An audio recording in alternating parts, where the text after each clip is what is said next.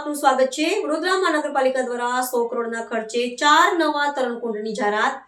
ઉનાળાના પ્રારંભે જ માત્ર એક તરણકુંડ કાર્યરત રહેતા 8,500 થી વધુ સભ્યો થયા પરેશાન। વડોદરા મહાનગરપાલિકા દ્વારા આગામી નાણાકીય વર્ષના અંદાજપત્રમાં રૂપિયા 100 કરોડના માતબાર ખર્ચે 4 નવા તરણકુંડ બનાવવાની જાહેરાત કરવામાં આવી છે।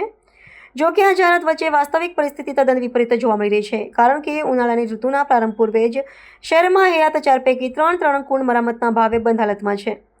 હાલમાં સમગ્ર શહેરમાં માત્ર એક જ તરણકુંડ કાર્યરત હોવાથી વહીવટીતંત્રની પ્રાથમિકતાઓ અને કામગીરી સામે અનેક પ્રશ્નાર્થ સર્જાયા છે।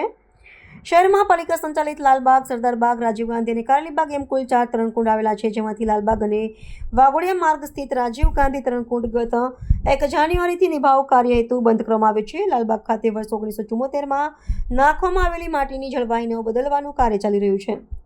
હાલની પરિસ્થિતિમાં શહેરના અંદાજિત 8,500 જેટલા આજીવન સભ્યો માટે માત્ર કારેલીબાગનો એક જ તરણકુંડ ખુલ્યો હોવાથી તેના પર વ્યવસ્થાપકીય ભાર અત્યંત વધી ગયું છે। નાગરિકોમાં એવો રોષ વ્યક્ત છે કે તંત્ર હયાત માળખાગત સુવિધાઓની યોગ્ય જાળવણી કરવામાં નિષ્ફળ નીવડ્યું છે, ત્યારે કરોડોના રૂપિયાના ખર્ચે નવી સુવિધાઓ ઊભી કરવાના મનસા માત્ર દેખાવો સમાન છે। ઉનાળાની આકરી ગરમીમાં નાગરિકોને રાહત મળે તે હેતુથી બંધ પડેલા તરણકુંડો સત્વરે શરૂ કરવામાં આવે તેવી માંગ પ્રબળ લોકમાંગ ઉઠી છે। વડોદરા શહેર સ્માર્ટ સિટીની વાતો વચ્ચે વડોદરા શહેરમાં 4 સ્વિમિંગ પુલો જે જૂના છે એ સ્માર્ટ નથી બન્યા, અને હાલમાં ઉનાળો આવી ગયો છે ત્યારે 3 સ્વિમિંગ પુલ રિપેરિંગમાં છે। એક સ્વિમિંગ પુલ કારેલીબાગનો ચાલુ છે।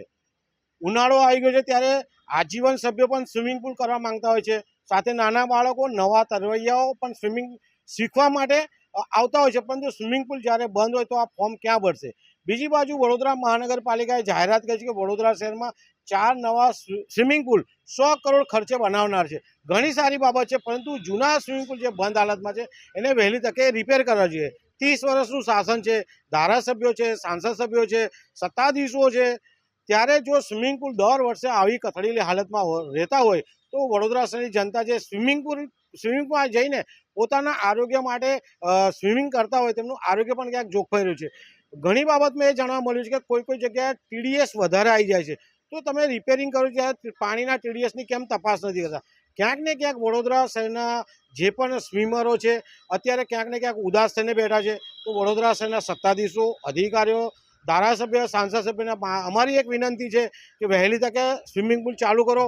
નવા સ્વિમિંગ પુલ ચાલુ કરે છે, ખૂબ ખૂબ અભિનંદન છે, પરંતુ જૂનાને પણ ચાલુ રાખીને તમામ સ્વિમરોને લાભ મળે તેવા પ્રયાસ કરે તેવી અમારી માંગ છે।